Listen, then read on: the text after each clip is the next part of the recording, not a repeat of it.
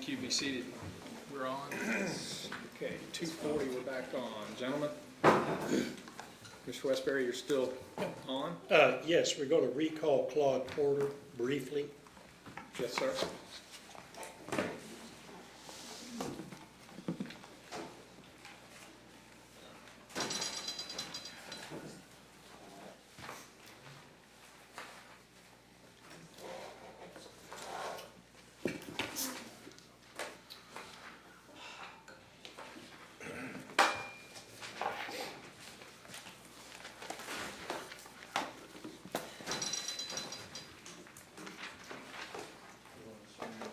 Welcome back. Thank you. I'll swear you in again. Do you swear or affirm that you'll tell the truth, the whole truth, and nothing but the truth? Have a seat. Thank you, Mr. Porter, and I apologize. We asked you to come back. Just a few questions. Mr. Porter, as county attorney, do you feel like you have a pretty good idea of what goes on in the JD&A docket in family court there in Davies? I like to think that I do. Now, when the cabinet would have a concern about something in that particular, the family court, maybe the JD&A docket, who do they typically go to? Well, I'm usually their first go-to person. They have a lawyer as well. They're Who is that? Christy Fulkerson. Okay. Do you talk or communicate with her on a fairly frequent basis? Yes. Okay. So didn't mean to interrupt. Go Okay. ahead. And so normally the workers, particularly about any case or things in court, they will usually at least ask me about things or what do we do? Can we do this? Should I do that? Those kinds of things. Mr. Porter, do you have any knowledge of Judge Gordon ordering, without cabinet approval, a GAL to take a child in cabinet custody home with them without cabinet approval? Do you have any? I don't remember the court ordering anybody to take anybody home like that, no. Okay. Has Miss, excuse me. No, No.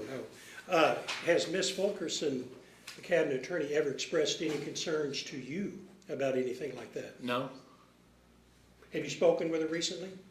Yes. This morning. She expressed any concerns? No, she had, yeah. Has Judge Gordon ever disagreed with you in anything that you've done in your professional capacity? Oh, yes. Did she get pretty mad? Well, yeah, I probably was more passionate about it sometimes than she was. But yes, we had disagreements Yeah. frequently, I guess, early. Did you ever feel like she would get back or retaliate against you for any of that? No, these were, there were legal questions or procedural questions, and I'm used to dealing with judges and having that, and I would, in any of them, I would make my arguments and get through, but once the court ruled, Yeah. move on. Okay. That's all the questions I have, Mr. Chairman. Thank you, sir. Hold on 1 second. Oh, I had one. I'm sorry. Jeff, my apologies. Late nights in court, in her family court. I mean, was that a chronic problem? What do you mean by late? Well, I let you tell. Okay. You tell us. I mean, you were there, weren't you? Okay. Yes, every Tuesday and every other day that we had court. The first year or so, yeah, we were there. I don't know that we ever went home before 6 or 7, and we would often have times where we were there till 8 or 9.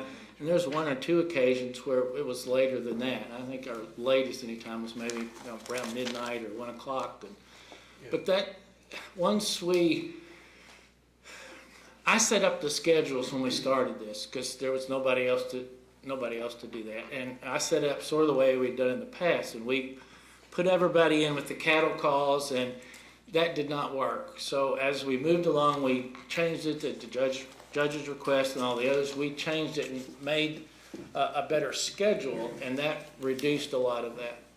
Good. But we were forming or funneling roughly, 2 full-time commissioners, 3 part-time district judges who had JD&A, plus 2 circuit judges into 1 judge and 1 court.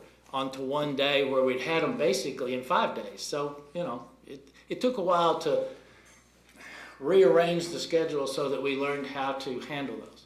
Yes. And then you throw in that somebody was brand new, all of that stuff made it difficult. Thank you, Mr. Porter. Sure. Mr. Mando?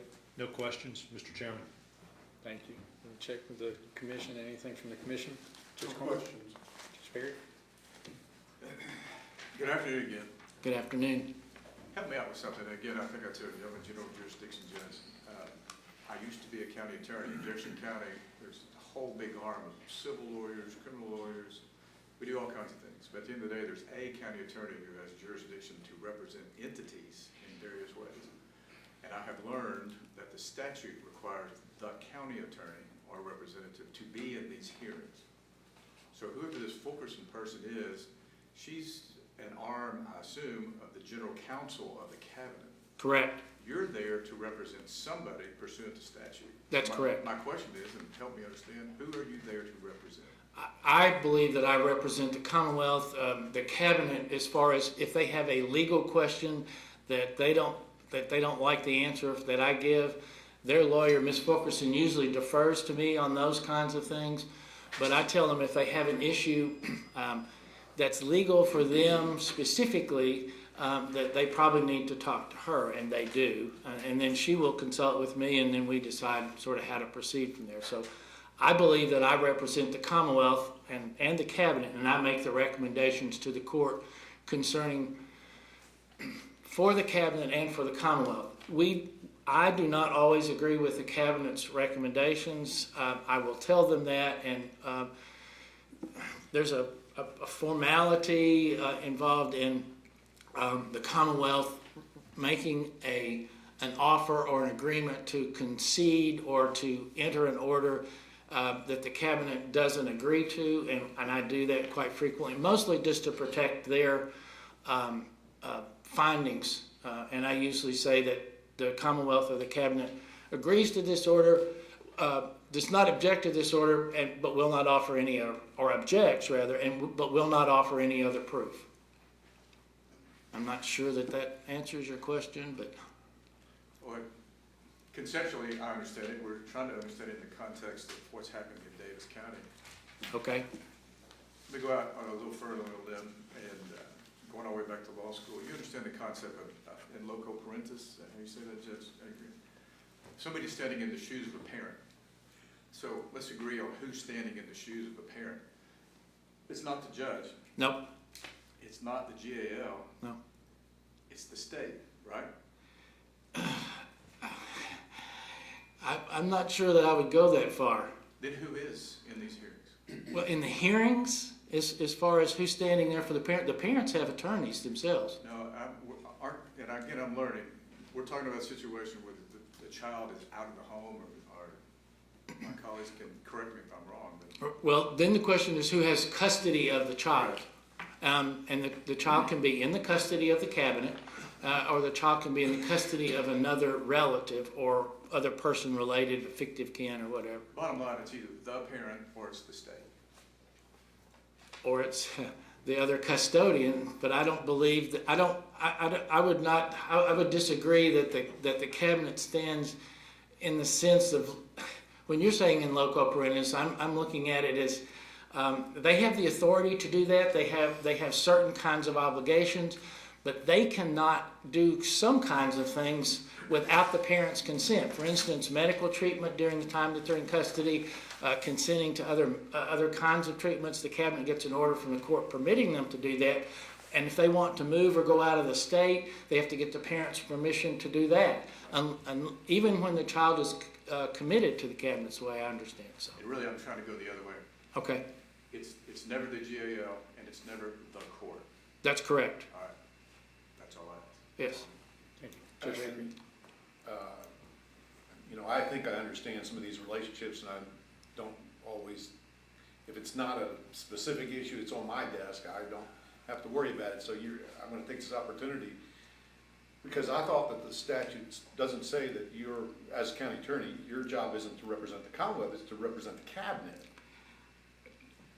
I represent the cabinet in presenting their case Right. before the court, Right, it's yes. some weekly, I mean, it's some Yes. weird language, because Yes. it doesn't say that they're your client and. No, they it's are not. I Right. do not believe that they are my client. So would you say that is this a fair statement? It depends on the relationship between the county attorney and the attorney for the cabinet as to whose turf is, between the two of them, they cover all the turf.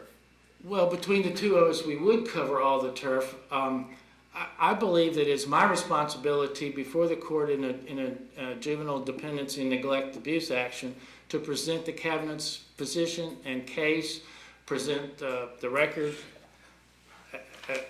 as they're doing here.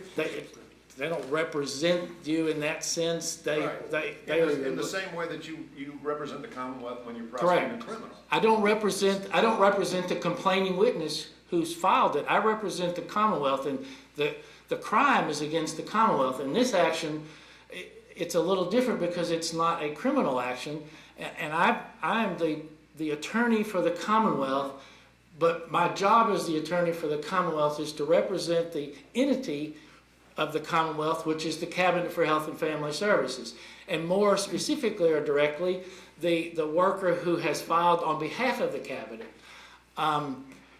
If it becomes an issue about how the Cabinet has complied with or not complied with their internal memos or their internal requirements or procedures, I know enough about those that I would give the court my opinion. But some of those things may have to be things that are done that the cabinet's attorney herself will have to do. I don't think any of the questions that are bouncing around in my head have anything to do with Judge Gordon's case, to be honest.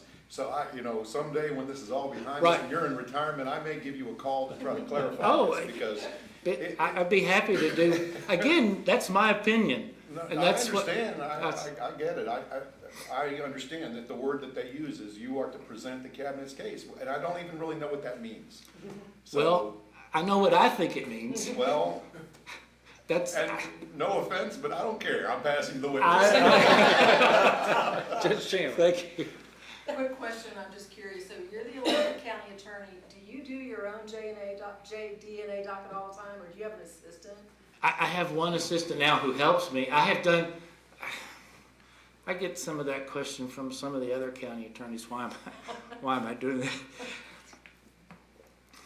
I've done it for 22 years. No, 38 years. I've done it for 38 years. I just have been there and done that, and I like it. I've got 3 county attorneys to have assistants do it, one does it himself, and it's like you said, it's different strokes for different folks. Right. I was just curious, it's unusual, and I just wondered if it was always you, or if you passed it off. I haven't done as good a job about passing it off as I should have, because I don't have somebody I do have one person now who spent 2 years doing that, so that lawyer knows how to do that and how it works. Or at least it's been there enough time that she's become more familiar. But when you've done it for almost 40 years, there's a whole different kind of. I have a lot more confidence when I tell the court or the judge about what I believe the cabinet will do or can do. So. Thank you, that's all. Judge Thomas. I have a question. Nice to see you again. Thank you. Good to see you all. I'm sorry you had to come back. Well, so am I. Well, thank you for coming. I have a couple questions. One was about this GAL business, about GALs taking kids, transporting them.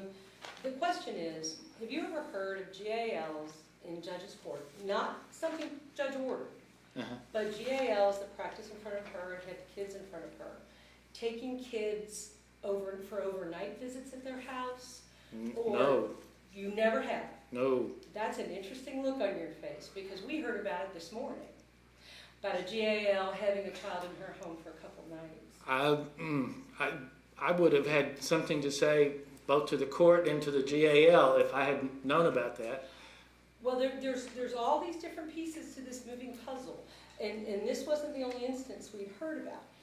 We also heard about potentially taking kids out for a birthday celebration.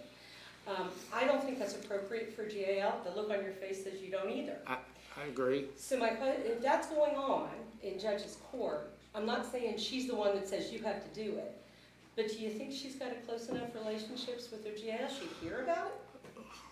Well, I mean, I think that comes to me as well. I mean, I think I have a reasonably close relationship with the guardians ad litem and have some idea about that, and with the workers as well. And I would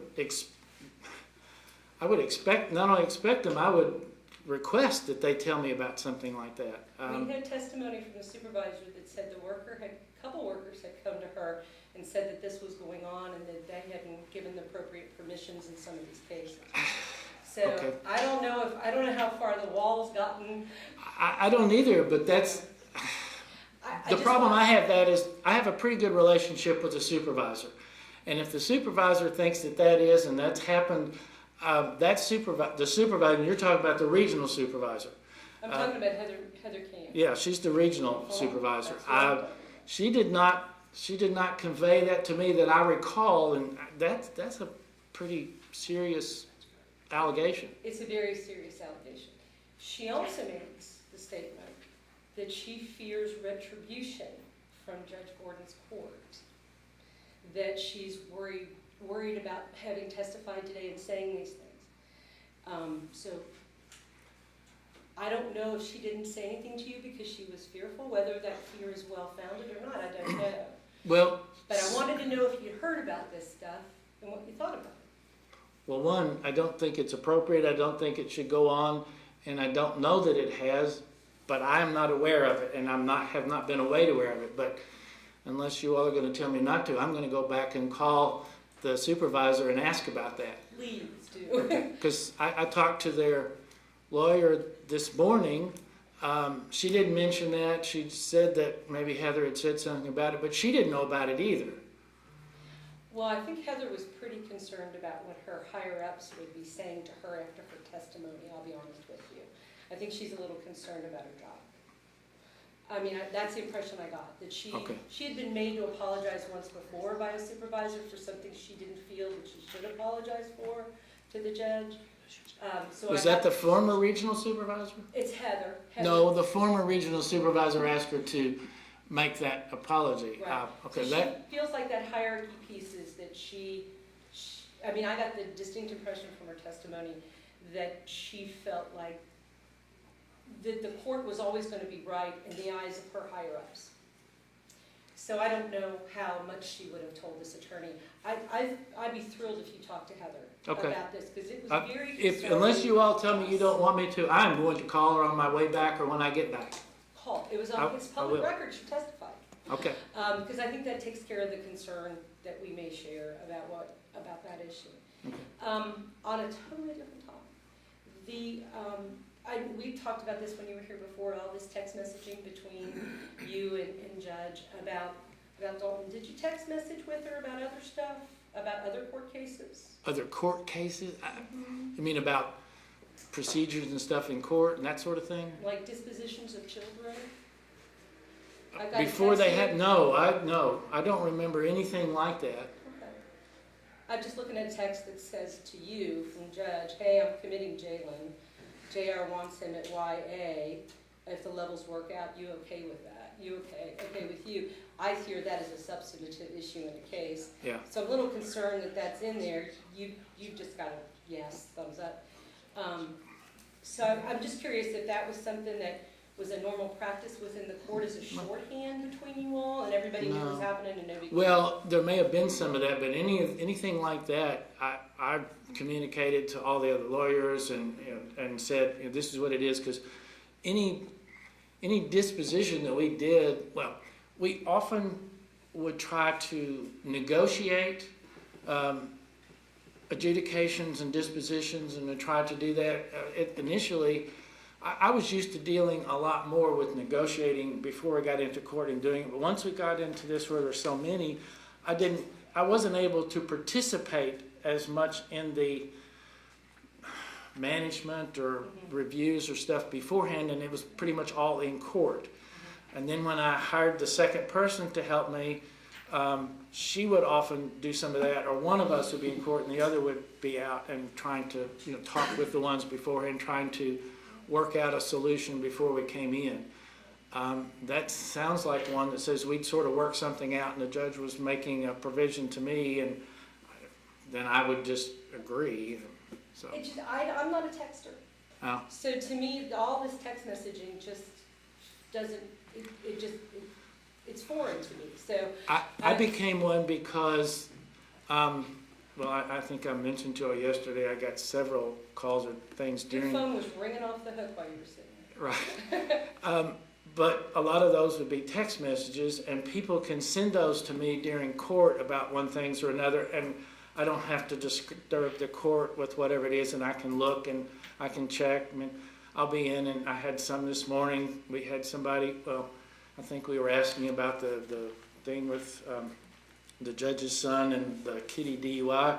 I had a young lady come in who had her case heard a year ago, and she has not been able to complete the classes because the person who provides the classes is not available and won't answer her text, and it's been a year. So she's had a license suspended for a year, but it should have been 90 days. So I've tried to enter an order today to get her license back. Those were only the questions I have, but I do have to tell you that I love my county attorney. He's a great guy, Mr. Steve Franzen, and all his associates. I do too. Yeah, I mean, we get along great, Yeah. And we can fight like cats and dogs in a courtroom too, Right. we get in disagreements, but I think he does a great job. But you are truly a great county attorney. I guarantee you Steve isn't answering text messages at 5 o'clock in the morning. So I'm sorry Davis County's gonna lose you, but thank you for being here today. Thank you. Ms. No McCall? questions, Mr. Chairman. No questions. Dr. Ellis? Any more? Thank you, sir. We're finished No with this further witness. No further questions? Okay. Thank you, Mr. Porter. Appreciate you coming back. Good to see you.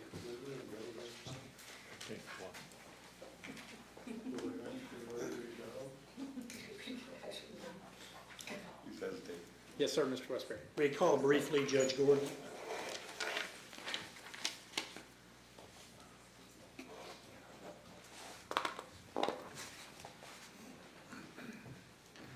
You're still under oath from yesterday.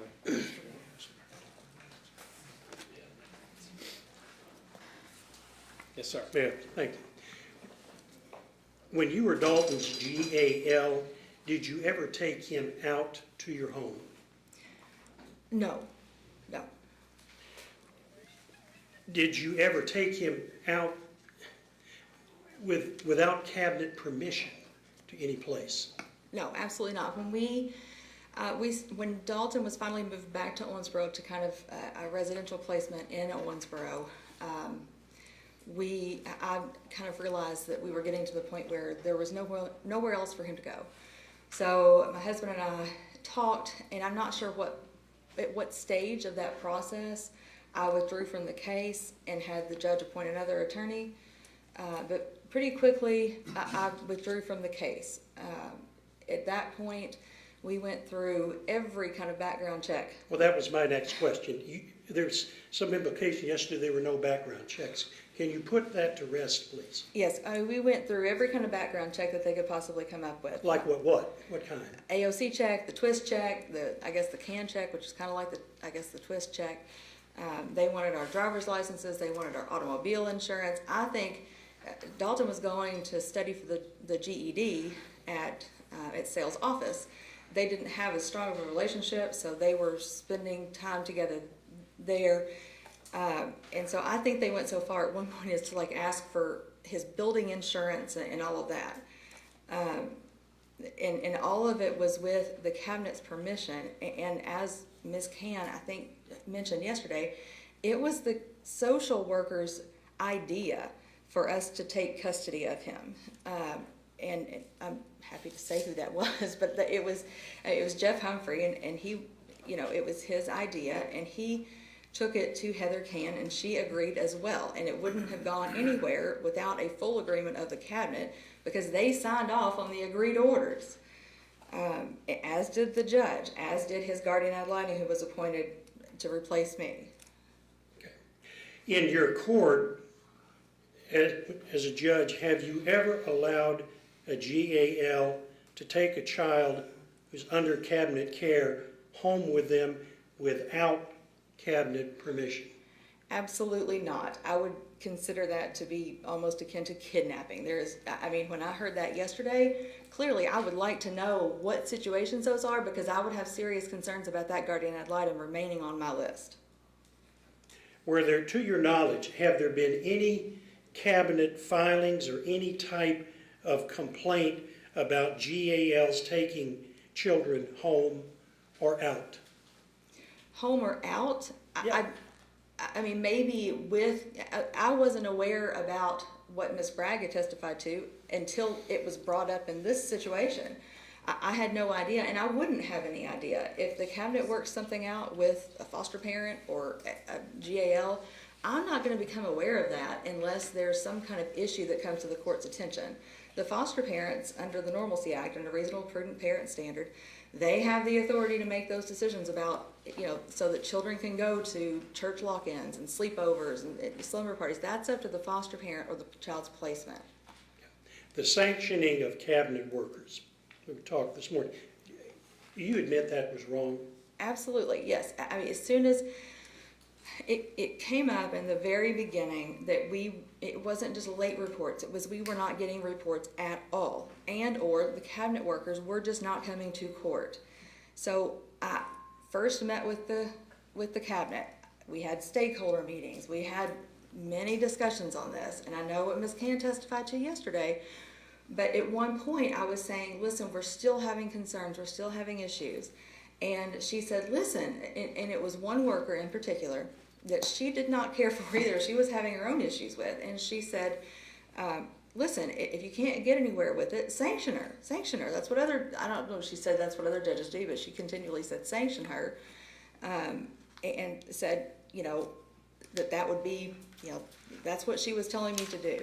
And I know that that's not what she says now, but that was my understanding. And again, as soon as the motion to alter, amend, or vacate, as soon as we had those discussions afterward, I acknowledged, understand my mistake, and I vacated those orders. 7 a.m. show cause hearings. Did you do that? We set one set of hearings at 7 o'clock. That was the same set of circumstances at the very beginning. It was one set of circumstances, the same ones with the sanctions, and it wasn't because it wasn't as retaliation. It was because, and if you look at those email correspondence, it's because there is nowhere else. If they're going to start, filing a bunch of, motions to alter, amend, or vacate, there's nowhere else to put it, and there's nowhere else on the docket to put it, and because I can't have those take the place of a hearing on whether or not someone is going to lose their child or have their child returned. Well, was that a repeat occurrence? No. Now, there was one other time that I can recall where I was trying to find a place to put a hearing, and it was on the CI docket, on our civil, dissolution and custody docket, and I could not find a single place to put this on the docket, and I asked the attorneys if they wanted to come in early. I said, I'm willing to come in anytime. You just tell me what works for you, and as long as we can make it work without inconveniencing either the court security or the clerks. And I asked the court security how early they got there so that they didn't have to come in early, and I asked them how they would feel about that. They told me that as long as it was 7 o'clock, it was fine. And I do my own scanning in. I don't need the clerks there that early, so I can do my own going on and off the record. So, and that was just at the request of the attorneys, me trying to come up with some time to put this hearing on. But that's the only two instances where that was even discussed. Thank you, Judge. Thank you. Okay, Mr. Mando. Judge Gordon, do you agree that the attorney for the cabinet could have construed your email setting the hearing on a motion to alter, amend, or vacate at 6:30 in the morning as being punitive? I don't know that she would, though, because she knew my frustration about how big the dockets were. I mean, I believe she understood what we were dealing with. And I don't have, I know what Ms. Can said yesterday, but I have a good working relationship with the attorney for the cabinet, and I have a good working relationship with, I would say at this point, all of the frontline social services workers. And we've got that email, it's Exhibit 27, so the commission it speaks for itself in terms of content. Thank you, Judge, I appreciate it. Any further? No, no, thank Any questions from the commission? Judge Perry, Judge Avery, Judge Chandler? Just one quick one. On Thursdays, you do your child support docket? On Thursdays, it's kind of my catch-all docket. It's the child support docket, but it's also the day, because child support, I don't know how you guys do it and where you are, but a lot of that gets worked out by the county attorney's office and the public defender's office and the litigants. So if they need me for hearings, I'm there, but it's also the only place that I have to put in-chambers hearings with children and TPRs, prolonged TPR hearings, so it's kind of a conglomeration. You've got long hearings on Friday too, right? Yes. Okay, I just was curious, thank you. Judge Thomas? Judge, you said you made accommodations to in a CI case and asked the attorneys if they wanted to appear. You weren't asking the cabinet workers and this attorney that was filing the motions to alter, amend, or vacate if they wanted to come in, then you're telling them, right? You told them this is the time you're setting the hearing. I believe that's how that email reads. Because we only have one day. The other days are more, they're more flexible, I guess, in terms of when we can schedule things. But the JD&A docket, that's the day that always goes long. That's the day that we have a very hard time getting through. Okay. When you phrased the business about the alter, amend, or vacate the motions, you just said if they're going to start. You started saying if you're going to start filing these. That has that I'm going to make life difficult for you sound to it, right? Because you have to hear how these things sound, right? We keep going back to this perception piece. Is that when I read that email, I read that as retaliatory. You better stop filing those motions to alter, amend, or vacate, or guess what? You're going to show up at 6:30. You didn't say 6:30 at night. You said 6:30 in the morning, and you didn't say I'll put you on my catch all day, and you'll have to sit for a while. It was very specific, and the same with the show causes. Judge, do you hear that now, in hindsight, when you read that email at all? That's how it could be construed? Well, sure. We are all human, and that was a very, it was a very busy time in our lives. But I think you could ask pretty well anyone who practices in family court, and they're going to tell you that I do not have a problem with motions to alter, amend, or vacate. I do not have a problem when my orders are appealed. I welcome that. A lot of times, I will almost get to the point of asking, please appeal me on this, because I would like some further guidance on it. So you were surprised by Ms. Cann's testimony? I definitely was surprised, yes. Okay. Did you hear the part where she said she feared retaliation from you? I did hear that part, yes.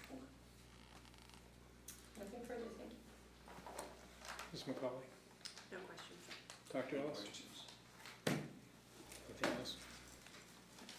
One more, thank you. Just finish with Judge. We're done with Judge Thank you. Moore. Thank you. You may step down.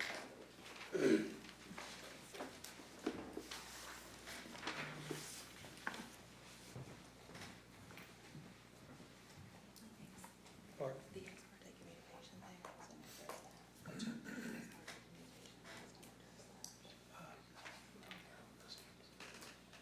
What's our next item, Mr. Westbury?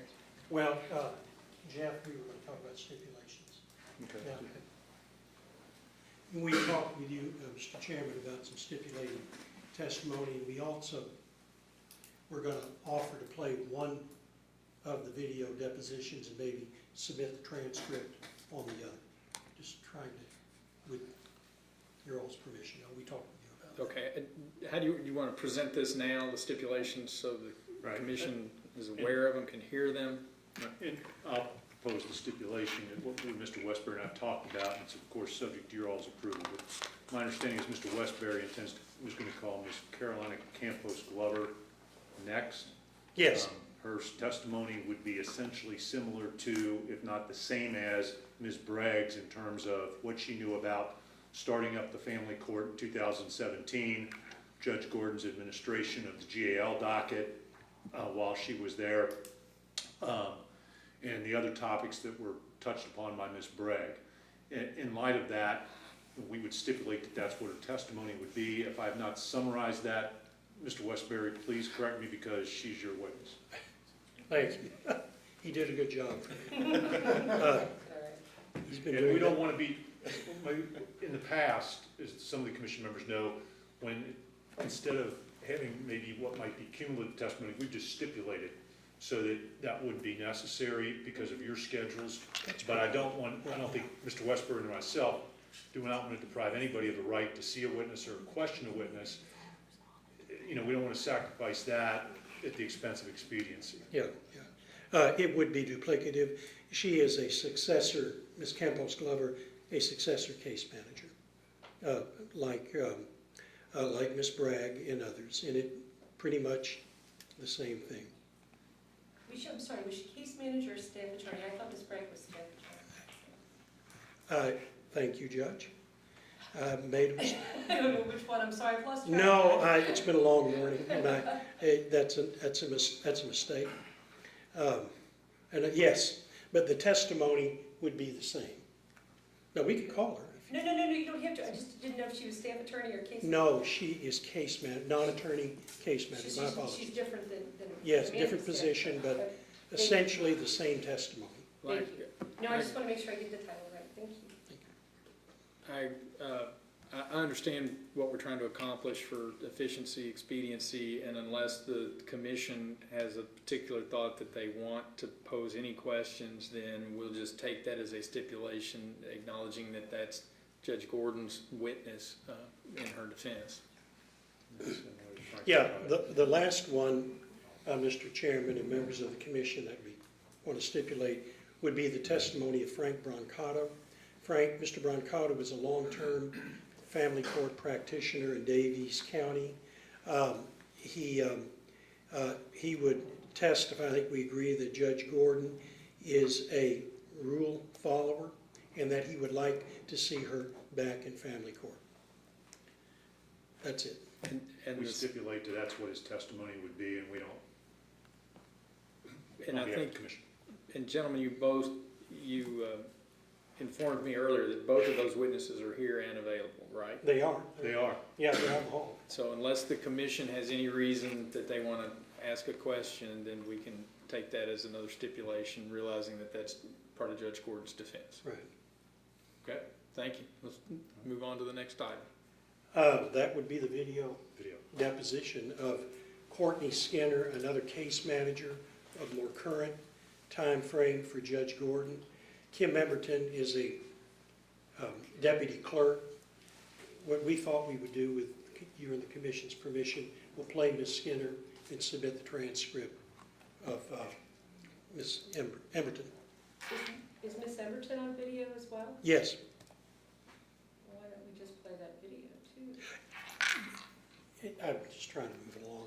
Well, I do whatever We you all want. have to read individually then, the transcripts, I don't know How how. long? Yeah, how long is it? About an hour and a half total of the For two. two Both of them? Yeah, it's not these are spring break people. I They're didn't on, feel like I wanted, so you're telling me they're unavailable, that's the reason you that we posted filed in a notice advance. of unavailability. So Yeah. it's 3:18, so if we plan to play both those, then we'd be looking at pushing 4:45, and then at that point, are we prepared, are we closing, and then doing closings? Yes, they're not gonna be long.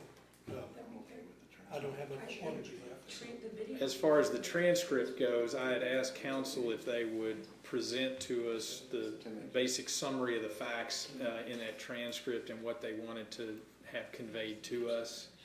So if the commission would be in agreement, I would suggest we push play on the first one, get that addressed, let them tell us what the transcript that they're going to provide to us, the significance of it or substance of it, and then we can take it for purposes of your deliberation after closing. Unless there's a Is there strong an objection to providing us with the transcript and also allowing us to have access to the videotape while we deliberate? Would that be a problem? No? Or, you know, if it's just simpler to play both videos back to back in an hour and a half, we're fine with that. The commission's fine with that too. Just play. Just play, we're Okay. fine, Play. yeah. All right, So let's you do just it. play. So we're ready for that? Yes. May I discharge some of those first? Yes, please, and then right before as we get ready to push play, can we clean up where we are on the exhibits? I have two that We have one.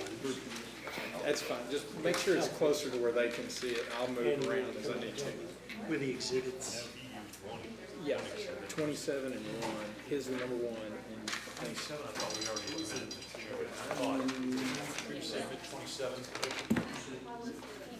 I have the list, yeah, that was the email that talked about the fines. Yes, you're correct. Okay. So that one's good, so we just need to make sure you move to introduce the exhibit. I think I did. Yeah. Okay, great, and there was no objection from you? You're correct. Okay, great. All right, so we're all clear. I think 27 is already. Okay. Okay.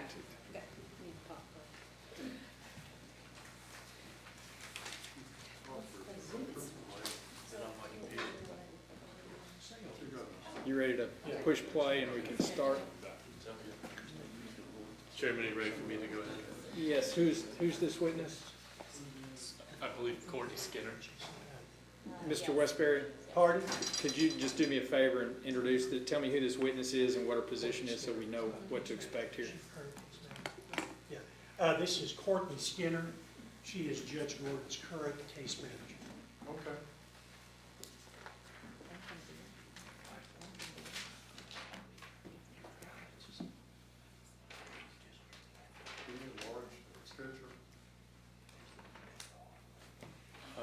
Let's see. There you go. No. I don't know why it won't go full screen. Okay. That's pretty I know, it's the player.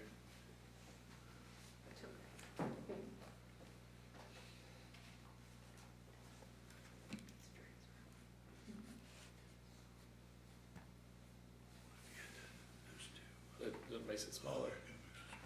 Yeah.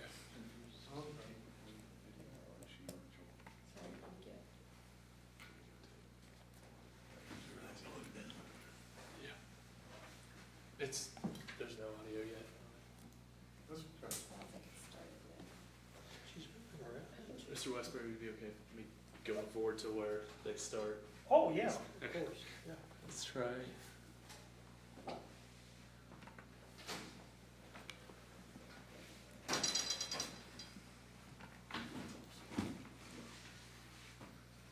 No audio.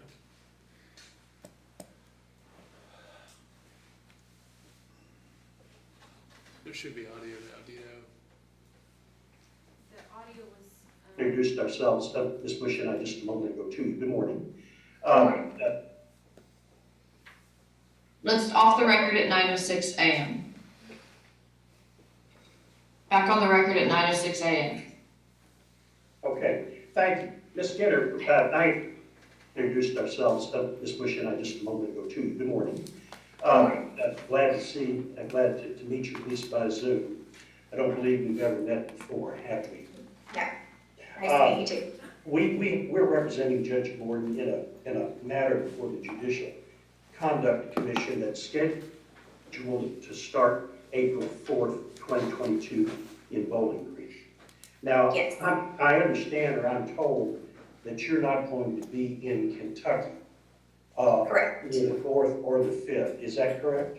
That is correct. I'll be on spring break with my family. Okay, just for the record, can you let us know, I'm not trying to pry too much on your vacation plans, but where are you all going? We'll be in Orange Beach, Alabama. Very good, okay. And are you planning to be gone for the entire week? Yes, till Thursday. We'll be back Thursday evening sometime. Right. And I assume because it's spring break week, this is something you all have had scheduled, you and your family, for some period of time? Yes. Thank you. We just have to establish your unavailability. Oh, that's okay, yeah. So, could you state your full name and you don't have to state your full address, but what city that you live in, please? Yeah, it's Courtney Michelle Skinner, and I live in Owensboro, Kentucky. Okay. Are you a lifelong native of Owensboro? Yes, well, kind of. I moved away for school, but came back. Gotcha. How are you currently employed? And Family Court, Davis County, KCOJ. Case agent? No, KCOJ, I guess the Yeah, what's that stand for? And tell us what that means.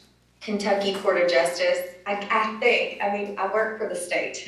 You're fine. Tell Okay. us, general terms, no, you're fine. What do you do? What are your job responsibilities? I'm a case manager in Davis County Family Court. So all of them, or just like in general? Just a general, Okay, so I help out in family court in Davis County. I do secretarial duties, and I also help with cases. I help with domestic violence docket, all of our CI cases. Just pretty much anything that needs to be done, I kind of help do. How long have you worked in that position? I think it was 2016, the start of family court. So from the very beginning here in Davis County. And for the record, when you say start of family court, you mean, is that when the family court position, the judge created? Correct, yes. Where were you employed previously? I was staying home. I had just had a baby. Well, he was about 1, so I had been staying home with him. Okay. And fair to assume that you have worked on the staff and in the chambers of Judge Julie Gordon during this period? Correct, yes. Mm-hmm. I'm going to ask you some questions, Ms. Skinner, Okay. about what we call some of the charges that are contained in the matter before the Conduct Commission. I'll call it Conduct Commission. Okay. One of them, and these are directed at Judge Gordon. One of them we wanted to ask you about, and I'm just going to try to paraphrase it, but I think it will be a very fair paraphrase of this. It says that when that's Judge Gordon took the bench as a family judge on January 3rd, 2017. Yes. GAL representation was assigned by the Davies County Court clerks, who kept a rotating list of eligible attorneys. You subsequently took control of GAL assignments for your JD&A docket, showing favoritism to attorneys Clay Wilkie, who represents your son in criminal matters, and Andrew Johnson, who works at that refers to Judge Gordon, husband's firm, Gordon Gibbs, Johnson, and Caldwell. So, two people, starting first, maybe rephrase that, just talking about them both generally. Are you generally familiar with the GAL appointment process? Yes. Tell us what you understand, what your understanding is. There is a list that Judge Gordon kept, but it was kept fair. So say if she appointed, since you named Andy Johnson, here he would get a mark beside his name so that she would know not to appoint him on the next case. She kept pretty meticulous records with that, and if anybody ever wanted to see them, they could. Did you see those records from time to time? Oh, I've seen them. I have, yes. Okay. Because they were on the OneDrive, so I had access to that. Well, I had a couple of follow-up questions. You mentioned Andy Johnson. What about Clay Wilkie? Do you know Andy Johnson and Clay Wilkie? Yes. Mm-hmm. And just for the record, how do you know them and in what capacity? From work. They're lawyers, right? Yes. Did you ever detect any favoritism from Judge Gordon either to Clay Wilkie or Andy Johnson, or perhaps any other lawyer? Absolutely not. Regarding the GAL appointment process? No. Have you ever seen, Judge Gordon demonstrate any unfairness in any way in how she appoints the guardian ad litem? Actually, the opposite. I think she was, I think she more erred on the side of caution of trying to make sure she was always fair and pretty open about that too. And, again, just to make sure we have a good understanding of your knowledge, you were pretty familiar from your personal knowledge of how this whole GAL appointment process worked in Judge Gordon's court? I mean, yes, I mean, I was there. I'm not gonna say I was there every single time she appointed somebody, but I mean, I worked in the office, I helped run the office, I knew how it worked.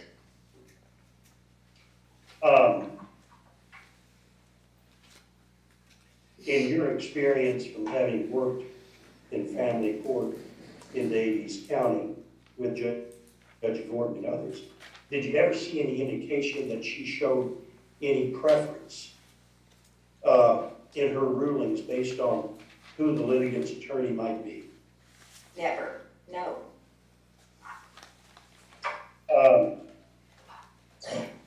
Excuse me. I'm going to shift to another one of the allegations that are contained in the charge.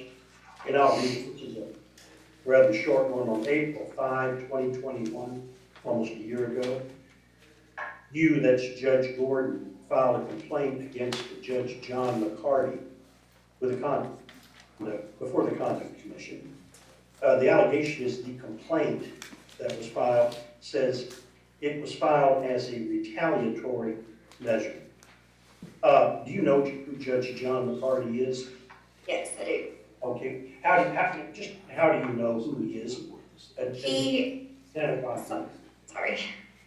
He was helping with family court. He was appointed by Chief Justice to come as a special judge and help us in family court in Davis County. Well, my question was, have you ever seen Judge Julie Gordon appear or actually retaliate against a colleague, a judge, a litigant, attorney, or anyone for that matter? No. Do you have any personal knowledge of what that complaint involved? If you do, I don't know that you do, but. A little bit, yes. And what, just generally speaking, what is your understanding? It was issues that had been going on, like little things for a long time that absolutely bothered Judge Gordon and that we had talked about. And I think when everything happened with Megan Dunn or Jackson, and Judge McCarty wasn't addressing the problem in all of these things that she had done, Judge Gordon felt like she had to do something because nothing was happening to make any of it right. Who is Megan Dunn Jackson? She is, or was, the case manager for Judge McCarty. And were there some problems you referenced? From some problems? day one, yes. Just briefly explain. You don't have to go into a lot of detail. When she very first started there, the first thing that, I kind of noticed is that she was never there. And she always had some reason of why she couldn't be there. That was the first thing. But then the more she was there, just a lot of, I don't even want to use the word drama, but she always wanted to be in the middle of everything. And she always wanted, pit people against each other. And that was just kind of in the beginning, the first things that I kind of noticed about her. Was that conduct disruptive to the way the court proceedings, court staffs would operate? Absolutely. And then it escalated further into a lot more serious things. That was just in the beginning, the first things I kind of noticed about her. Yeah, just briefly tell the commission what the serious things that you're talking about involve. This would take all day, but I'll start. So don't do that. Yeah, so I don't know if y'all want me to do that or not, but the biggest thing that I know that she did was that she would tell people that if they wanted out of Judge Gordon's court, they could hire a certain attorney and be moved over to Judge McCarty's court. And she was case fixing to get certain rulings for people. That's one of the huge things that she did. That involved the Flaherty brothers? Correct. Well, Pat Flaherty, yes. Yeah, right. Is that because one of the Flaherty brothers was on staff with Judge Gordon, the other was in private? I don't remember if that was at the same time or not. I don't remember, because he was only there, oh, yes, that's why, that was the reason. And when you say Megan Jackson was trying to, and I appreciate counsel letting me lead because Sorry. this long. No, you're fine. Megan Jackson was encouraging certain litigants to hire one of the Flahertys so as to create a conflict to get the case out of Judge Gordon's court. Correct. And the reason, and I think I kind of need to clarify that, not because Judge Gordon's a bad judge, it was because when the statute came out about 50-50 parenting time, and saying dads had, the same rights to their children, and she, unless a very good reason, was more likely to do that, where Judge McCarty was not. He was more to give mom kind of the more like the old way.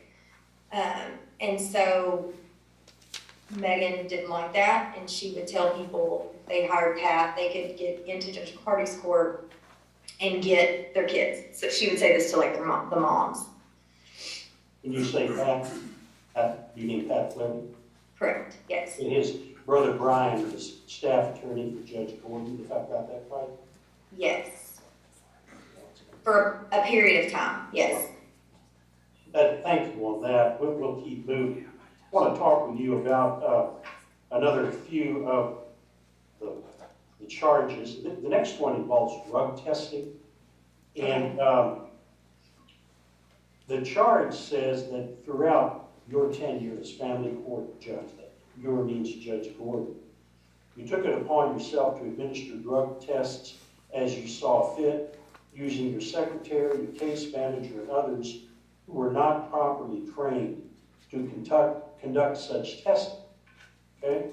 The criteria for whom the drug test has been arbitrary, and the validity of the drug testing is questionable, and it goes on to talk about the impact that it might have on chain of custody. First, let me ask, were you on Judge Gordon's staff when the drug testing first began?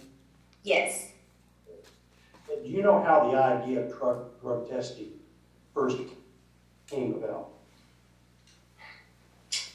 I think it was something that other courts were already doing. Okay. Do you know of any? In the building. Yeah, excuse, I didn't mean to interrupt you, Ms. Skinner. Go finish your thought. Well, that was a long time ago, but I think the other courts in the building were doing the same thing. They had like drug tests on site. And I think that's where she got the idea, because we would have people coming into court just, come in with their kids, and you could tell that they were on drugs or high or whatever, didn't need to be having their children in that moment. I think that's what started it. The follow-up question was, do you know if any other judges drug tested litigants or people that were in their court?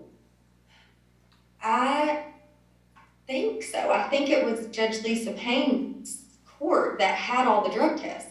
I think. If I remember correctly, they had a closet up on the second floor. And who is Judge Lisa Payne for a record? Now she's a circuit court judge in Davis County. Okay, in what county? In Davis County. Okay. At that time of that, she was a district court judge. Okay. So it sounds like Judge Gordon was not the only judge doing the drug testing in Davies County. No. Thank you. I'm just going to move along. Okay. I asked you a few questions about docket hours. During the time you were working with Judge Gordon. The next charge says, and I'll paraphrase again, Judge Gordon extended docket hours for unreasonable lengths of time. Your Tuesday, JDNA, that's joint dependency and neglect, dockets have delayed start times that run until late hours in the evening. On November 13 of 2018, you continued the GDNA docket until 1:20 a.m., posting a picture of the courthouse clock on Facebook, and the allegation, this one concludes by saying that practice negatively affects school, work, and the personal lives of people that came before her. Let me start by asking this. How busy has the Davies family court docket been, and how busy does it continue to be today? So it's a very busy docket, and especially in the beginning, when it was just one judge, and however many years we did that, there were too many cases for one judge to handle. That was the problem. Any indication or allegation that she unnecessarily made court run late is just not true. If court ran late, it was because there were too many cases for one judge to handle, period. That was it. When that family court judge was created and when she filled that slot, Ms. Kent, was there a backlog of Yes. cases? Yes, because, so whenever family court first started, it was just me and her there. We walked in, we didn't even have a computer. I mean, we had nothing. We didn't really, they just kind of said, here you go, here's Davis County, all the family court cases, here they come to you. And judges had been set, they knew family court was coming. So prior to that, I would say like, they had 3 district judges and 2 circuit court judges handling what would now be on one family court judge to handle. And they were just resetting cases. Oh, well, family court's coming, January 1st. So they would reset all those cases to just be heard. So starting out, we were already behind before we even started our first day. I say we, I mean Judge Gordon, but. Yes. Okay. How many days in the week is Judge Gordon typically on the bench? 5. Okay. And during the day, how long is she typically on the bench, for the course of the day? It would depend on the docket, and it would honestly depend on the family. I mean, she's a family court judge. That's what matters. So if something was going on with the family that she could help and she had to stay past 4 o'clock, she was going to. I mean, that's her job. Right. It's not, oh, it's 4 o'clock, the day ends, this family, Were there occasions when court or the docket began late, started late, perhaps? Sorry, go ahead. No, I think you're right. There's times when court ran late, or began late, started I late. mean, I wouldn't say always. I mean, sometimes, maybe. And also, there was a perception maybe that would happen because she would be there in her office, and some of the things I would start getting ready before I would have her go to the bench because I'm trying to get things organized and talk to people. And so if a case was set at 9 but she didn't go on until 9:15, that was because I was talking to the parties or seeing if they had an agreement or things like that. Yeah. But a very delayed day where she just wasn't, no. I would not say that was. Were there times when the docket ran past, let's say, 4 in the afternoon? Yes. And why might that happen? Because of the caseload. I mean, I would say the 2 days that happened the most often were JDNA days or domestic violence. And those are some of our most sensitive cases, I mean, as you can imagine. And Judge Gordon is not going to say, it's 4 o'clock, I'm sorry that your children might be taken away, but I'm not gonna let you have a hearing today. That's just not the kind of judge that she is.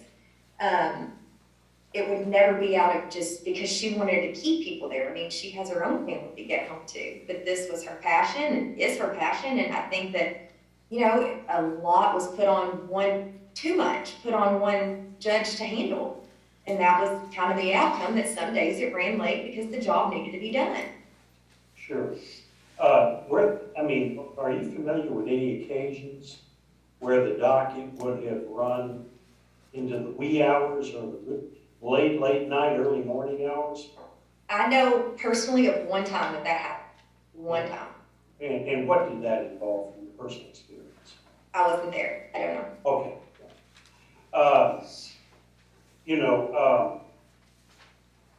Has the timing of the docket in Davies County Family Court improved any at all since Judge Gordon took the bench? Since they added a second judge, yes. Yeah, okay. How many judges, we all understand, I think, that Judge Gordon is currently suspended. Right.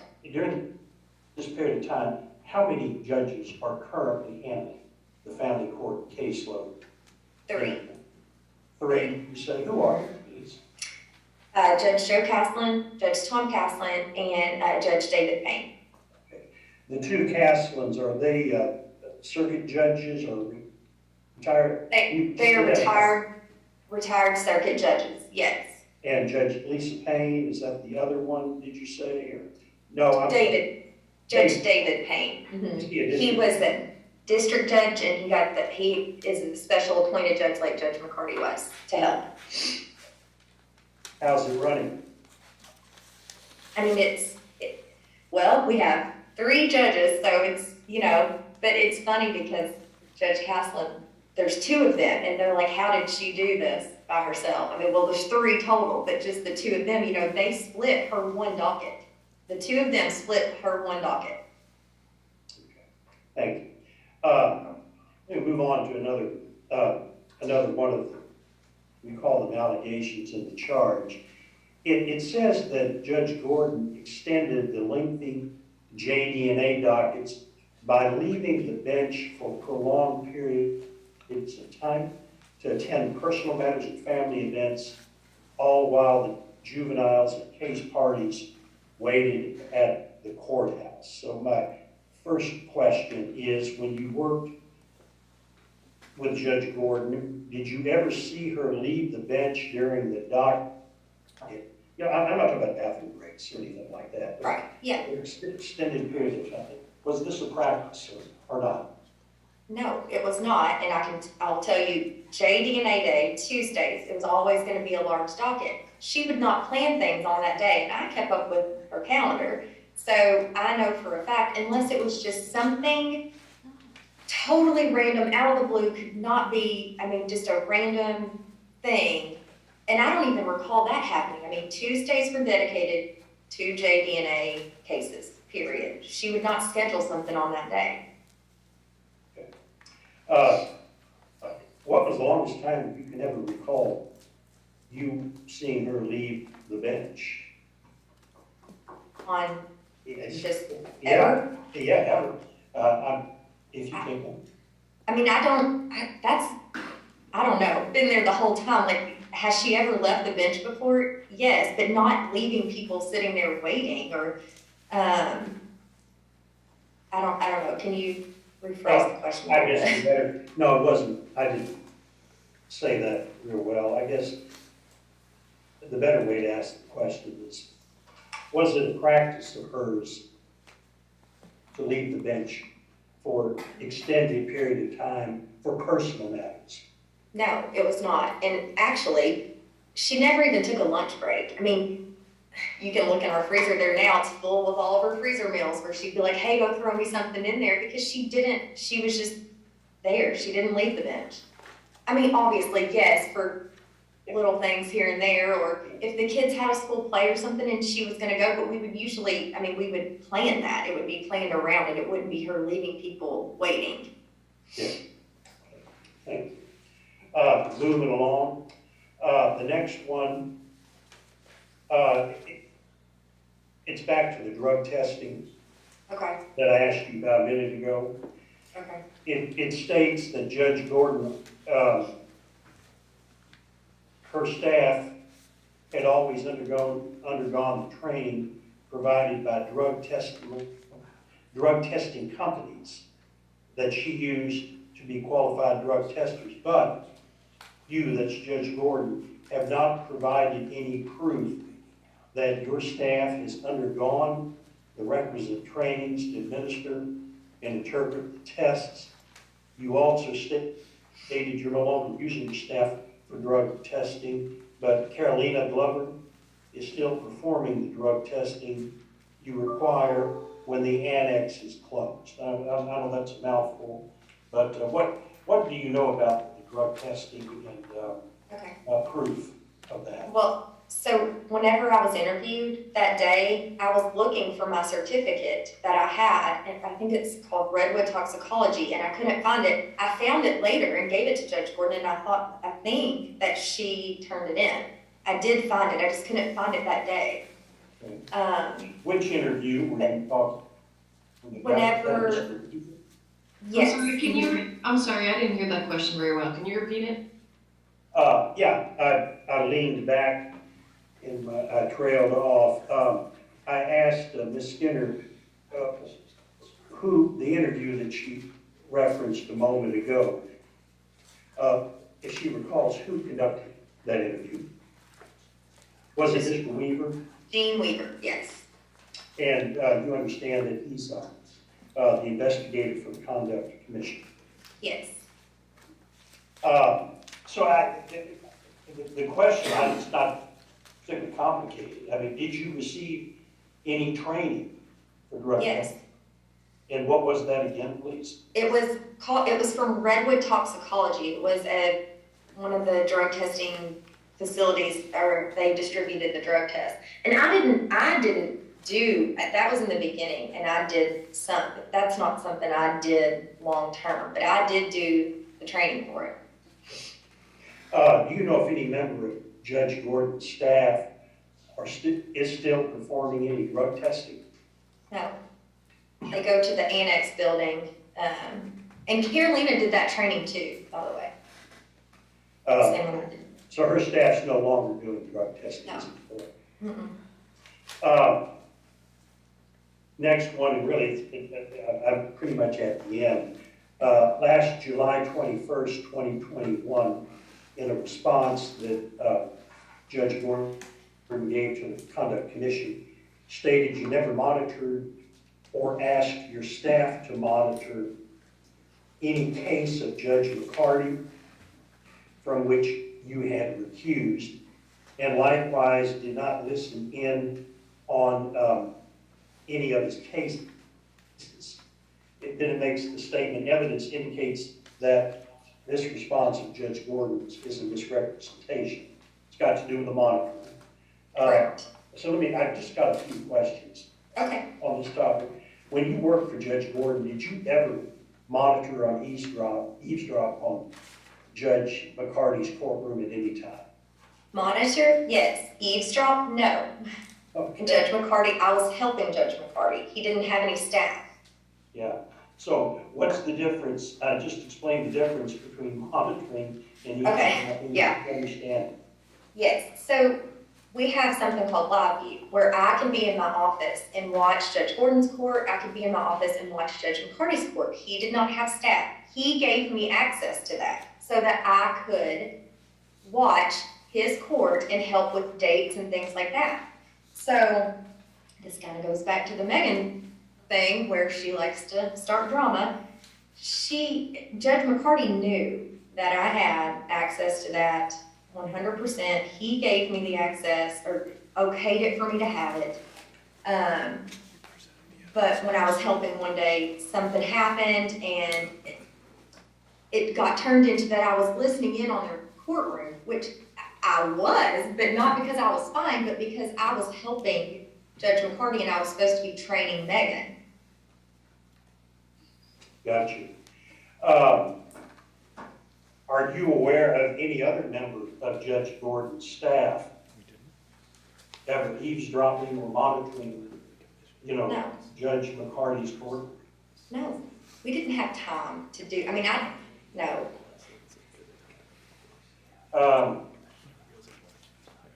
When you worked with Judge Gordon, did you ever monitor or eavesdrop on Judge McCarty's chambers in his office? What? Never, no, never. Um, I wouldn't even have access to that, no. And my next question, are you aware of any other member of Judge Gordon's staff that either eavesdropped or monitored on Judge McCarty's chambers? No, absolutely not. Did Judge Gordon ever ask you to eavesdrop on Judge McCarty's chambers, his courtroom, or any aspect? Absolutely not, no, never. Never. And you did monitor what went on in McCarty's courtroom because he had no staff, is that correct? For a very short period, yes, because when he was hired on, he didn't have any staff. So not only am I working with Judge Gordon, and we're completely overwhelmed anyway, then a new judge comes on and I'm trying to help him too because he didn't have anybody. So that was for a short period of time until he hired on Megan. At that time, I was supposed to be training Megan, but that was it. Yeah. Jeff, Joey, and Courtney, I think I'm at the end. Could we go off the record for 1 minute or less, just to let me look at my notes, make sure that we're pretty much done? Sure, absolutely, Ken. Happy to accommodate, no problem whatsoever. Sure thing, we'll take a 1 minute break. Thank you. We're off the record at 9:40 a.m. Go back on. Back on the record at 9:44 a.m. Thank you. I have just a few concluding questions for you, Ms. Skinner. And we talked about some of this in the half hour or so that you've been testifying. Have you ever witnessed Judge Gordon acting unethically or improperly? No, the opposite. I think she errs on the side of caution. If she has a question about something, she's requesting an opinion about her, she would ask. Have you ever witnessed Judge Gordon ask for special treatment because she is a judge? Never, no. Have you ever witnessed Judge Gordon attempt to abuse her position as a judge? No, no, absolutely not. How does Judge Gordon respond to criticism from your personal experience? No, that's a hard, I don't know. I think she internalizes it and then tries to be better, I guess.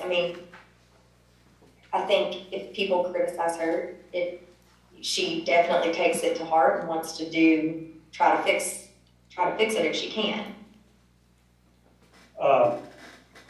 Last question for now. Ms. Skinner, what's your general impression of Judge Gordon as a judge?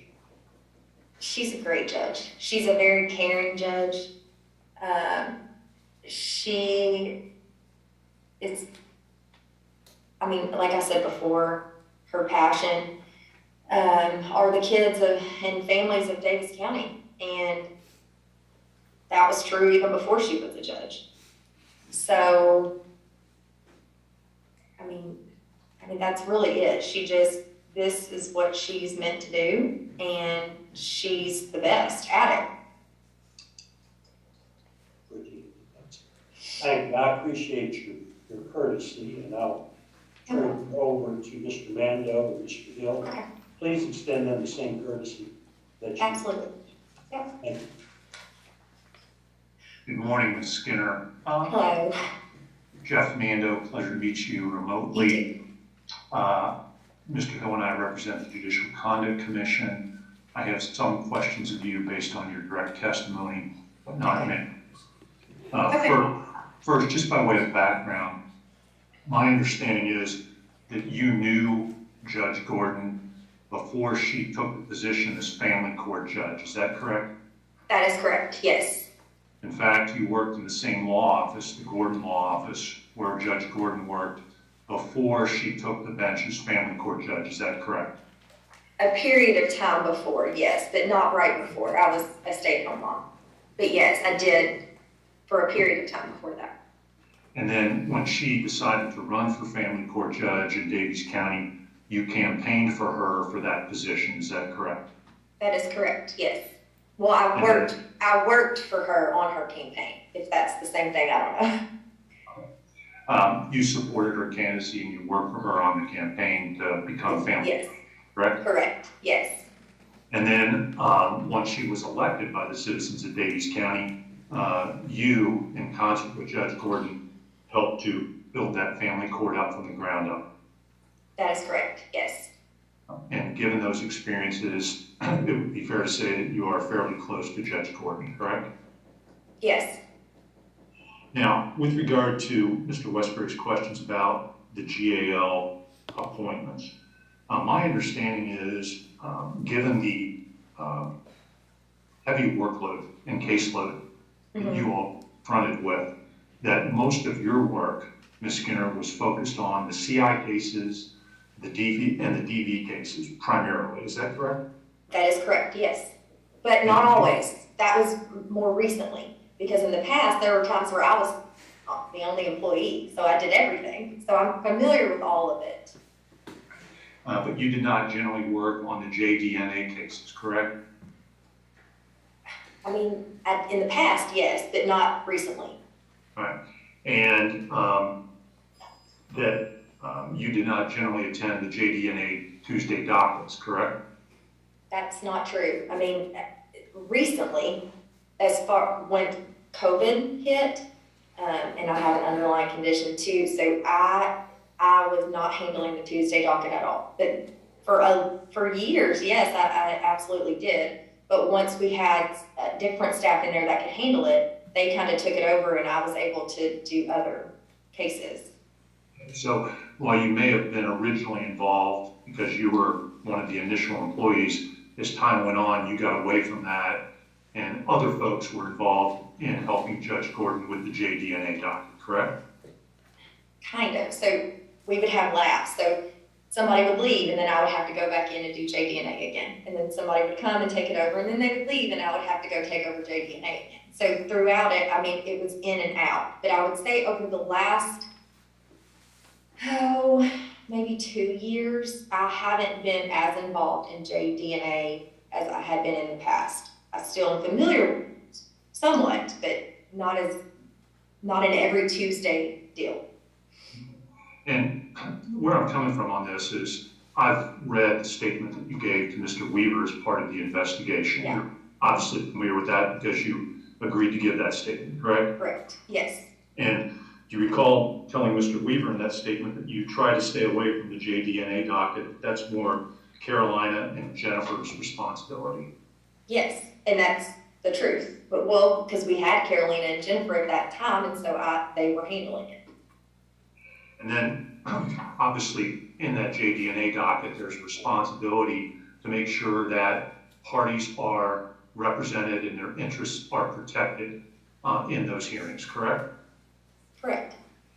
And so that involves the appointment of GALs by the judge, correct? Correct. And as I understand it, because you were not, that was not your general responsibility, you really don't have any personal knowledge as to the methodology that Judge Gordon utilized in appointing GALs for the JDNA docket. Is that true? I mean, I know that she had a list, and that she, like I said earlier, I wasn't there every time she appointed somebody, so I can't say for 100% certainty that every single time, but I know that she had a list, and that if anybody had requested to see it, she would show it to them, and that she marked whenever people were appointed to keep it as fair as possible. Okay. Do you recall Mr. Weaver asking you about how Judge Gordon appointed the GAL and what your answer was? No, I don't remember. I've got the statement in front of me, and this is the downside of doing it remotely, ma'am. Okay. But the question was, how does the process work? How does Judge appoint those? And your answer was, I think it goes, I can't say for sure, because again, I try to stay out of that stuff. Do you recall that question and answer from? And I I don't, and to honestly give you a little bit of backstory about that day, I had just gotten back from a really bad doctor's appointment, not to go too deep into anything, and I hadn't been dealing with JDNA, and I was very nervous, and so but back in the past, that is how she did it. What I told you today is my understanding of how she handled appointing GALs. Okay, and I think you told Mr. Weaver also, as you probed a little further, you said you weren't 100% sure how she does her list. Is that a true statement?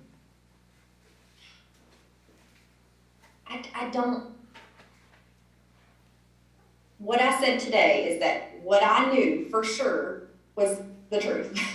Okay. If it changed in the then I wouldn't know. And again, all I'm trying to find out, ma'am, is the extent of your knowledge, and I want to make sure, and the commission wants to make sure we understand the context of everything you're saying. So I want to make sure that you're not telling us one thing today and that you weren't telling Mr. Weaver something else, because the commission's relying upon, and I'm relying upon what you told Mr. Weaver, that you were being truthful with him, that you weren't 100% sure how she did her list, that you tried to stay out of that stuff because you weren't involved in the JDNA docket. And is that, that's what I'm trying to, and I'm not trying to trick you, I'm just trying to make sure I understand where you're coming. Yes. And when I said that, yes, it was the truth, because I wasn't involved in JDNA at that time. But the way she did the list, to my knowledge, is what I told you here today. And I don't know any more than that about the list. If I wanted to go look for it, I could. I had no reason to, because I wasn't as involved in JDNA recently. And am I correct, ma'am, that in response to Mr. Westbury's questions, that because that wasn't your primary responsibility, you personally have not undertaken any type of statistical analysis to see who gets the most appointments during the course of a given year for GALs in Davis County Family Court? Have I done that? Have you done any type of statistical analysis to see who gets the most appointments of GALs for JDNA docket in Judge Court? Okay.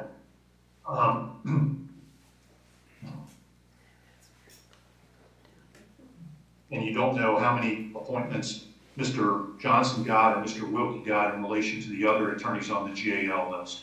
I do not know, no. On the drug testing that was being done, I think you said that it was your understanding that the idea to implement drug testing in Judge Gordon's courtroom arose because it was something that was being done by Judge Payne, also within the Davis County Courthouse. Is that correct? Yes. But do you have any from what I recall, yes.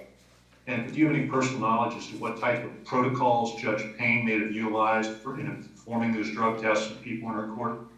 I do not, no. Do you have any personal knowledge as to the training that those individuals who were doing that drug testing in Judge Payne's court may have had? I do not.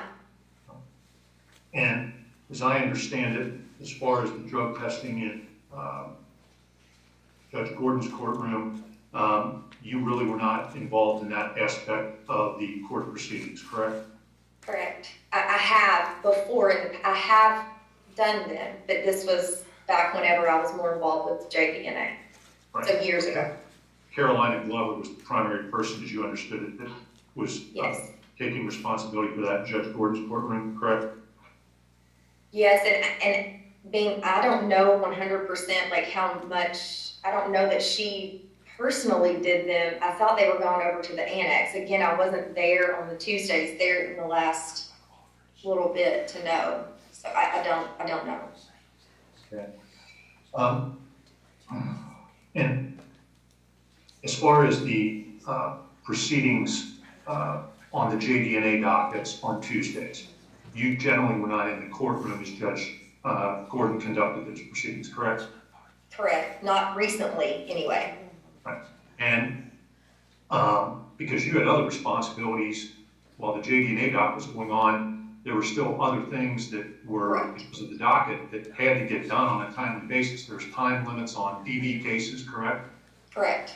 And so you were kind of taking care of those. There's things that have to be done on the CI cases. There's other docket management, and you were making sure the the train was trying to run smoothly on those parts of the operation, correct? That is correct. And so, and when those proceedings ran late, if they went beyond 4 o'clock for whatever reason, you weren't not in a position to observe what was going on within the courtroom, correct? That is correct. Yes. And if Judge Gordon left the bench during those proceedings for whatever reason, you wouldn't know it because you weren't there and you weren't monitoring the courtroom, correct? On the Tuesdays, that would Yes. be correct. That would be correct. Recently, not always.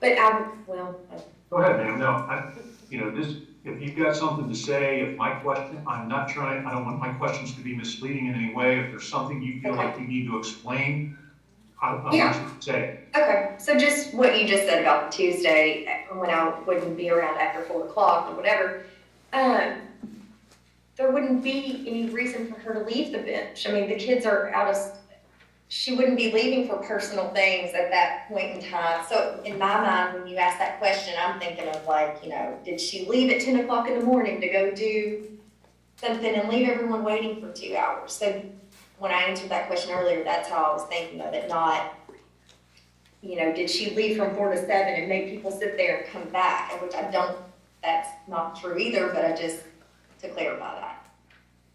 But all I'm trying to make sure I understand is it's one thing if a person's in the courtroom and they have the opportunity a staff member has an opportunity to see if Judge Gordon leaves the bench for whatever reason and when she returns. And then there might be a person who's monitoring the courtroom from the office through the computer and can see if Judge Gordon has taken a break or recess. But as I understand it, you weren't in the courtroom and you weren't monitoring the activities, especially after 4 o'clock. So you really don't have any personal knowledge. Is that a fair statement? On that one day only, yes, I would say after 4 o'clock. So in that time frame, from whenever she stayed from 4 to 6, that would be correct, yes. Thank you, ma'am. I think that's all the questions I have. I appreciate your patience with me. Yeah. Thank you. Thank you, Jeff. Ms. Skinner, I got just a couple of follow-up based on what Mr. Mandel asked you about. 2018, which is the time, the date, the year, if you will, of the allegations involving, the JDNA docket and the GL appointments, 2018. Were you still involved in the JDNA process? Oh gosh, I would say yes. I mean, I'm trying to explain, it's hard because if I didn't have to be involved in JDNA, and like I told Mr. Weaver about, I don't want to. That's just not the cases that I like to handle. Obviously, I will if I need to. So there were times when weren't fully staffed that I had to, and I didn't have a choice. I don't know for sure those dates because, staff attorneys come and go. So as they would, I would step back into that role of helping. But 2018, there's no way for me to know for sure. Well, let me help you. You started to work with Judge Gordon in 2017. Yes. Do I recall that right? And I think, go ahead. I'm sorry. I don't mean to interrupt you. We started December 2016. And then that's when they got us in the offices, and then court started January 1st of 17, yes. And I think you testified earlier that there was, I think you said at the beginning of your employment with Judge Gordon, you worked the JDNA. I have the impression that went on for some period of time. And yes, it did, because even in the beginning, I didn't do domestic violence. Things just kind of switched up. I've been there for however many years that is now. I'm trying to, 6 years, I guess. So, I guess it's a possibility. If we were fully staffed, I'm not going to say the whole year I was down there, but I talked to Judge Gordon. We have staff meetings. And so my knowledge of her list really comes from that, not because I'm sitting in there watching. It's because that's what She told me that she did. I mean, and that's how it worked, and I've seen it. So I just, does that help? Does that clear that up at all? Well, how long have you been an employee with Judge Gordon and her staff? December of 2016, Okay. for the court. Yes. So then before that, I helped on her campaign. Right. The fact that you worked on her campaign and the fact that you might be a personal friend of Judge Gordon, I mean, would that cause you to shade or color your testimony? No, absolutely not. No. If Judge Gordon had left the courthouse, for an extended period, regardless of what your capacity was at the time on her staff, would you have known about it? I mean, that's a hard, I don't know. If she did, probably, because Carolina would probably tell me. But I can't say for certain that, because maybe she did and didn't. I don't know that on that time, but I would say that it would be out of character for her to do that. It wouldn't be. Yeah, and what I'm talking about is not leaving the bench necessarily, but leaving the building. Oh, leaving the building? No. I mean, would I know it? I mean, I don't know. I guess it would depend on what it was for. One of the kids were hurt or sick and she told me. I mean, I don't know. Things come up. But in all the time that you worked with her, I think you testified, you don't have any recollection of her leaving the bench or even the building for extended periods of time to tend to personal matters. Is that? No. I do not have knowledge of that, no. Carolina Campos Glover is also a member of the staff of Judge Gordon, is that correct?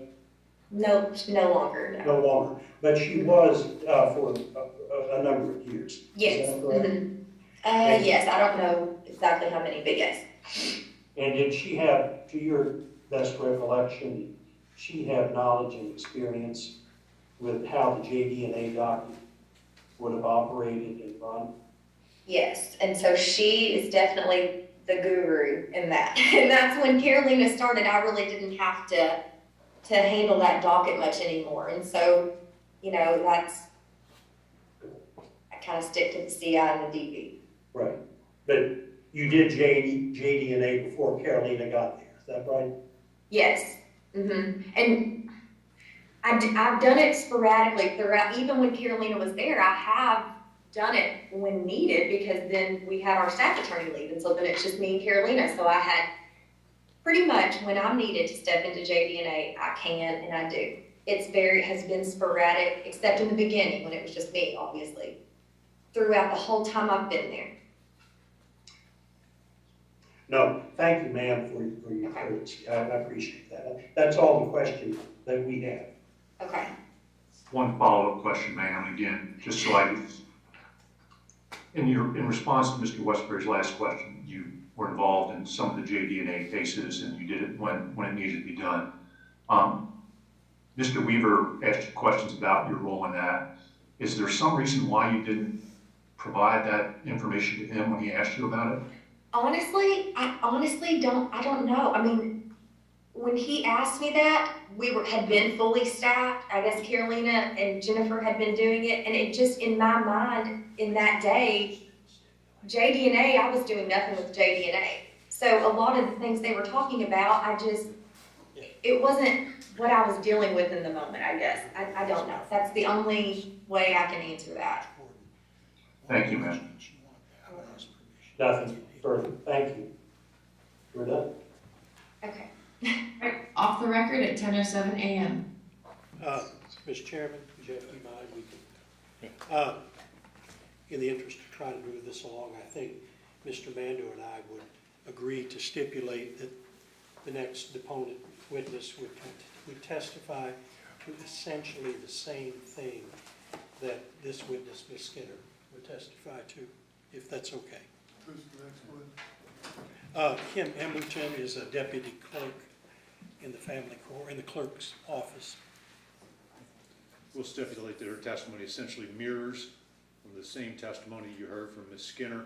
We would also stipulate at the commission's discretion to, if you wanted to consider the transcript and have it, we would stipulate to that as well. Stipulation's fine by me. Fine. Stipulation's fine by me. What, Okay, sounds like we're okay with that, okay, since we've got an agreement to stipulate. right. I neglected to ask Judge Gordon one question. Do you, with the commission's permission, may I recall her briefly? No objection. No objection? Judge?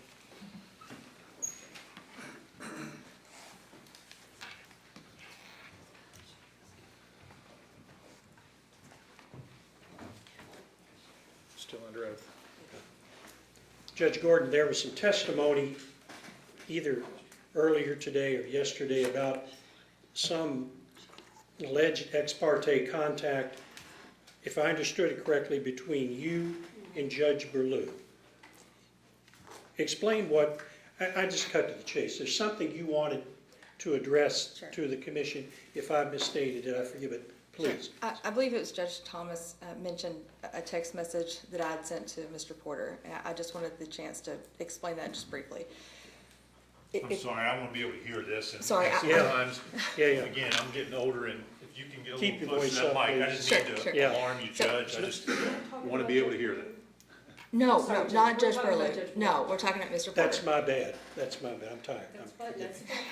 So, in these collaborative meetings that we had with the county attorney and the cabinet and others, one of the things that the cabinet brought up is a concern. At one point they were upset or concerned because a frontline worker had been in court, in district court, during a public court docket, which is the children who are accused of, or, charged with criminal offenses.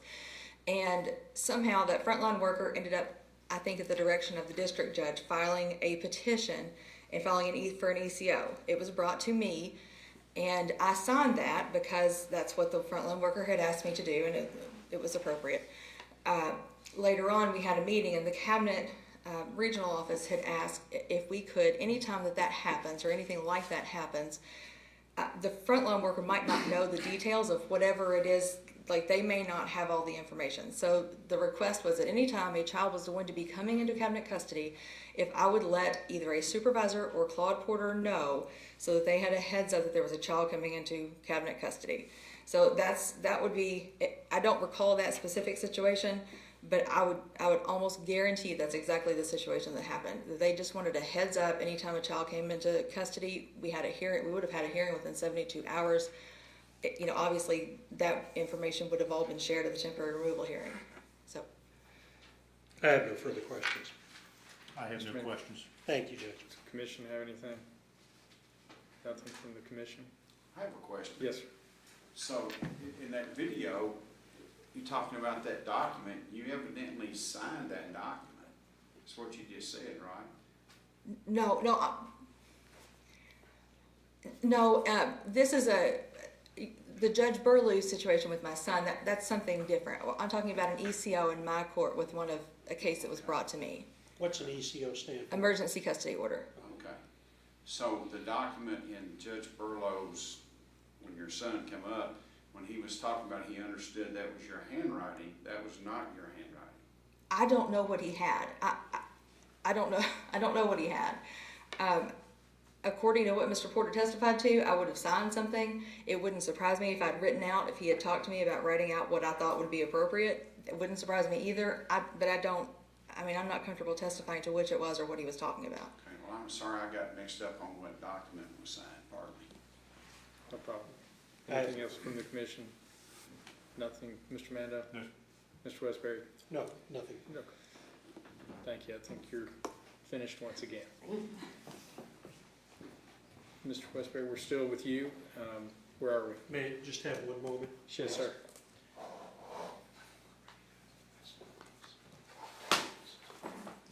Thank you, Mr. Chairman. Judge Gordon closes her case. Thank you, sir. Gentlemen, I assume we're prepared for closings. How do we want to handle those? We need to. Just need 2 minutes. Yeah, a few minutes. And the And I issue can we be talked ready. about with the, Let me give the commission a break. Yes. Just in general, so everybody knows, it's 4:24. What are we thinking about length of time for closings? why are you asking me? You're gonna get one. Maybe I'll wait. I don't see the need for prolonged, You're welcome to waive closings if you would like. well, I'm getting some amens. I might like to say a few things, but Okay. don't expect me to go count by count and try to read. I don't see the need in that. I mean, Okay. half an hour or less. I'm just trying to get a handle on where it's. Well, as Mr. I'm far Westbury less than said that. All before, right, well then I'm gonna be less than him. we're a pretty sophisticated jury. Well, I said that. So I think we kind of have that. Well, we need a bathroom break. You Yes. guys take care of Yeah, see business up there. We'll take care of And we'll be business. back to hear what you have to say. It's 4:25. Let's try to be back here within 15 minutes. I would. Thank you.